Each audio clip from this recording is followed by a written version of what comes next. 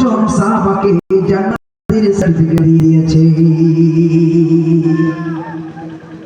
বিশ্বনবীর কথা শুনে সাহাবায়ে কেরামরা সবাই অবাক, হায় রে ভাই কি খবর শোনায় নবী আমার। সকল সাহাবা শত শত সাহাবারা সবাই নিশ্চুপ, এমন করে নিস্তব্ধ নিথর হয়ে বসে গেছে। কি খবর শোনাবে, কার নাম বলবে, এই দুনিয়াতে জান্নাতের সার্টিফিকেট পেয়েছে জানা নাই। নবী আমার বললেন, আবু বকর উঠে দাঁড়াও। আবু বকর উঠে দাঁড়িয়ে গেল, বলল, আবু বকর আল্লাহ রাব্বুল আলামিন তোমার প্রতি খুশি হয়েছে, আল্লাহ রাব্বুল আলামিন তোমার প্রতি বড় সন্তুষ্ট হয়েছে, তাই দুনিয়ার জমিনে তোমাকে জান্নাতের সার্টিফিকেট দিয়েছে। হযরত আবু বকর বলার সঙ্গে সঙ্গে আল্লাহু আকবার বলে সেজদায় পড়ে ঝরঝর করে কাঁদে আর বলে, রব্বুল আলামিন আল্লাহ সকল প্রশংসা তোমার, তুমি ছাড়া আমার আর কেউ নাই। দ্বিতীয় নম্বরে বললেন, আলী তুমিও জান্নাতি। আলী সেজদায় পড়ে গেল। সকল সাহাবারা নিস্তব্ধ হয়ে বুকে হাত দিয়ে মাথাটা নিচু করে ঝরঝর করে কাঁদতে থাকে। এবার মনে হয় আমার নামটা বলবে। হযরত আব্দুল্লাহ ইবনে মাসউদ বলে, এবার মনে হয় আমার নামটা বলবে। হযরত আবু হুরায়রা মনে করে আমার নামটা বলবে। হযরত আব্দুল্লাহ ইবনে উবাই বলে আমার নামটা মনে হয় এবার বলবে। হযরত আব্দুল্লাহ ইবনে খালিদ তিনি বলেন মনে হয় আমার নামটা বলবে। বিশ্বনবী আমার প্রথম নম্বরে আলীর নাম করলেন, দ্বিতীয় নম্বরে করলেন, প্রথম নম্বরে হযরত আবু বকরের নাম করলেন, দ্বিতীয় নম্বরে হযরত উসমান গনির নাম করলেন, তৃতীয় নম্বরে হযরত আলীর নাম করলেন, তারপরে তিন নম্বরে বললেন, হযরত ওমর তুমিও জান্নাতি। কয়জন হলো? চারজন হলো, এখনো বাকি আছে কয়জন? এখনো 6 জন বাকি আছে। বিশ্বনবী আমার বললেন, আব্দুল্লাহ ইবনে মাসউদ, ও বাবা আব্দুল্লাহ ইবনে মাসউদ, তুমি যে দ্বীনের প্রতি যে মহব্বত, দ্বীনের প্রতি যে ভালোবাসা, আল্লাহ তোমার এই মহব্বতকে কবুল করেছে, আল্লাহ তোমাকে জান্নাত দিয়েছে।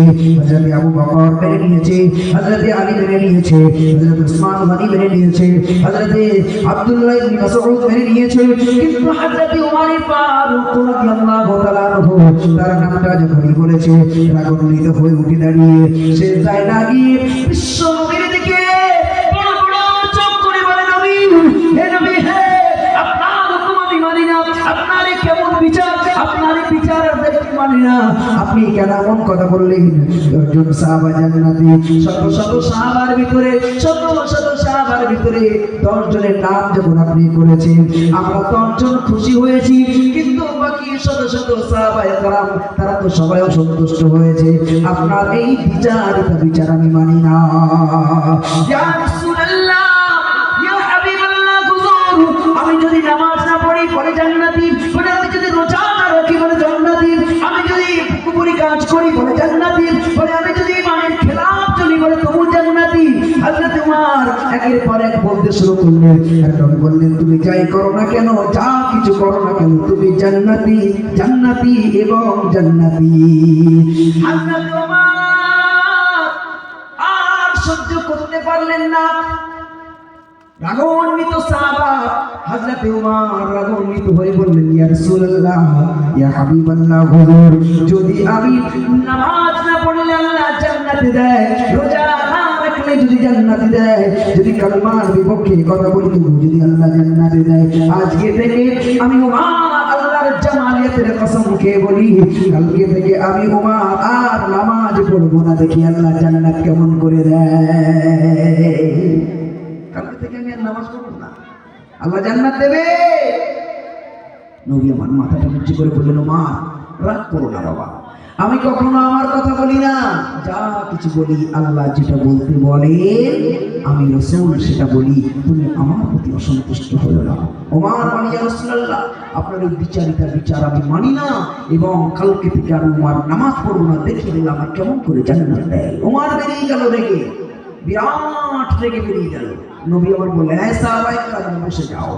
ওমর বেরিয়ে গেছে। নবী আমার বললেন, সাহাবারা ওমর তো কালকে থেকে নামাজ পড়বে না। বাকি 6 জনের নাম বলে নবী বললেন, ঠিক আছে তোমরা যে যার বাড়িতে চলে যাও। তবে আমি নবী বলি, আগামী রাত, এই রাত শেষ হবে, ফজরের আজান হলে তোমরা সবাই একটু আগে আগে মসজিদে নববী শরীফে আসবে। আমি নবী তোমাদের কালকে একটা অলৌকিক ঘটনা দেখাবো।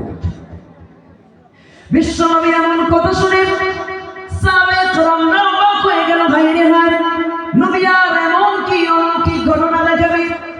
অলৌকিক ঘটনা তো দেখানো হয়ে গেল, দুনিয়াতে জান্নাতের সার্টিফিকেট দিয়ে দিল, এর থেকে অলৌকিক আর কি হতে পারে? ওমর রেগে আগুন হয়ে বেরিয়ে গেল, নামাজ আর পড়বে না।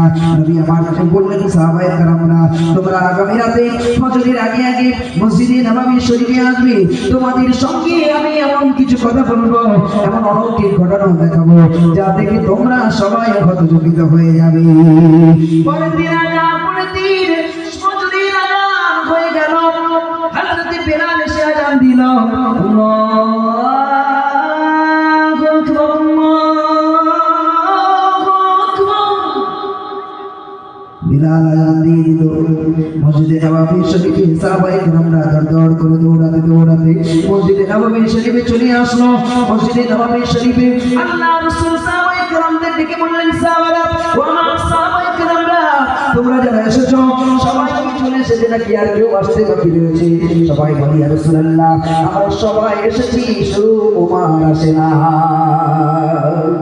ইয়া রাসূলুল্লাহ আমরা সবাই এসেছি, কিন্তু ওমর তো আসেনি। নবী আমার বললেন, ওমর তো কসম খেয়েছে নামাজ পড়বে না, উনি ছাড়া কি আর সবাই এসেছে? সবাই বললেন, ইয়া রাসূলুল্লাহ আমি সবাই চলে এসেছি। নবী আমার বললেন, সাহাবারা তোমরা মসজিদে নববী শরীফের ভিতরে চলে এসো।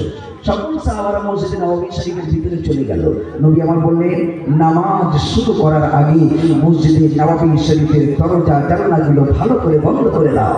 আহা, সকল সাহাবায়ে কেরামরা মসজিদে নববী শরীফের ভিতর দিক দিয়ে দরজা জানালা বন্ধ করে দিল। নবী আমার নামাজে দাঁড়িয়ে গেলেন।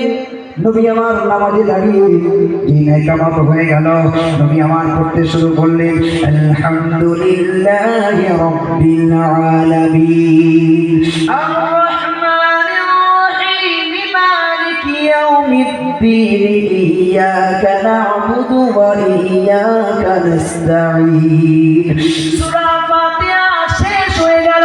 সূরা ফাতিহা শেষ হবার পরে নবী আমার তার কানে নিজ কানে শুনতে পেলে মসজিদে নববী শরীফের বারান্দায় কে যেন দৌড়াদৌড়ি করে। নবী আমার শুনতে পেলে শুধু সূরা ফাতিহা শেষ হয়েছে, মসজিদে নববী শরীফের বারান্দায় কি যেন দৌড়াদৌড়ি করে। আহারে, কি একবার দরজায় টোকা দেয়, আরেকবার দরজায় টোকা দেয়, আরেকবার জানলায় টোকা দেয়। সব তো দরজা জানলা বন্ধ করা, নামাজে সবাই জামাতে দাঁড়িয়ে গেছে। প্রথম রাকাত কমপ্লিট হওয়ার পরে নবী দ্বিতীয় রাকাত শুরু করলেন। দ্বিতীয় রাকাতে যেই না রুকুতে গেলেন, নবী আমার যেই না রুকুতে গিয়েছেন, রুকুতে যাওয়ার সঙ্গে সঙ্গে এমন করে পাগলের মতো কে যেন পর দরজায় বারবার বারে আঘাত করে, জানালায় আঘাত করে, সর্ব জায়গাতে দৌড়াদৌড়ি করে পাগলের মতো। হঠাৎ করে ভীষণ জোরে একটা আওয়াজ শোনা গেল। নবী আমার নামাজের ভিতরে আওয়াজ শুনতে পেলেন, না না না, এটা অন্য কোনো আওয়াজ নয়, মসজিদে নববী শরীফের দরজা কানাকানি লাথি মেরে ভেঙে মসজিদের ভিতরে প্রবেশ করেছে। নবী আমার নামাজ শেষ করলেন। নামাজ শেষ করার পরে তাকিয়ে দেখলেন কেউ নাই।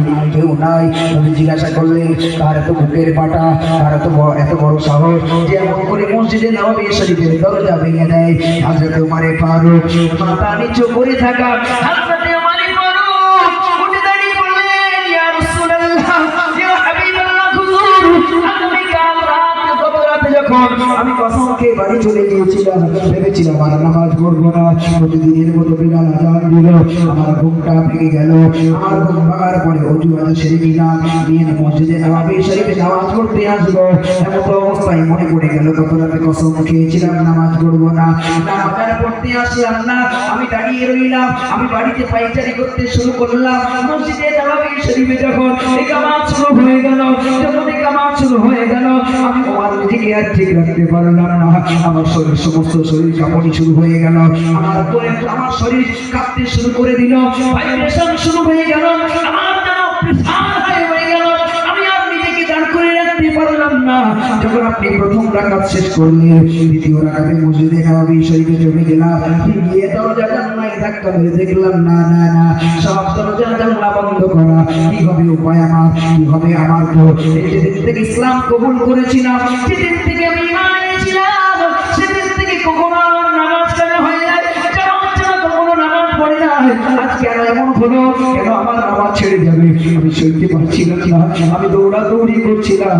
হঠাৎ করে মসজিদে নববী শরীফে যেই নামে দ্বিতীয় রাকাত শুরু করে রুকুতে গেলেন, আমার আর যেন হুঁশ নাই। আমি ওমার দরজায় হাত দিতে দরজা খানা ভেঙে পড়ে গেল। এটা জোরে বলা যাবে না সুবহানাল্লাহ। নবী আমার বললেন, ওমর রাগ করো না, তোমাকে জান্নাতের সার্টিফিকেট আল্লাহ এমনি এমনি দেই নাই, তোমার ভিতরে এই মজবুত ঈমানটা আছে বলেই জান্নাতের সার্টিফিকেট পেয়েছো। এটা জোরে বলা যাবে না? আমাদের ঈমান আর সাহাবাদের ঈমান কত বিরাট পার্থক্য। মসজিদে নববী শরীফের দরজা ভেঙে দিল। আরে নবী আমার বললেন, ও মা রাগ করো না, এইটাই হলো তোমার ঈমান, আর এই ঈমানের বদৌলতে তুমি জান্নাতের সার্টিফিকেট দিয়েছো। ভাই আমার যাই হোক অনেকটা কাজ করে দিলাম, তাই না? একটু মহব্বত করে দরুদ শরীফ, আল্লাহুম্মা সাল্লি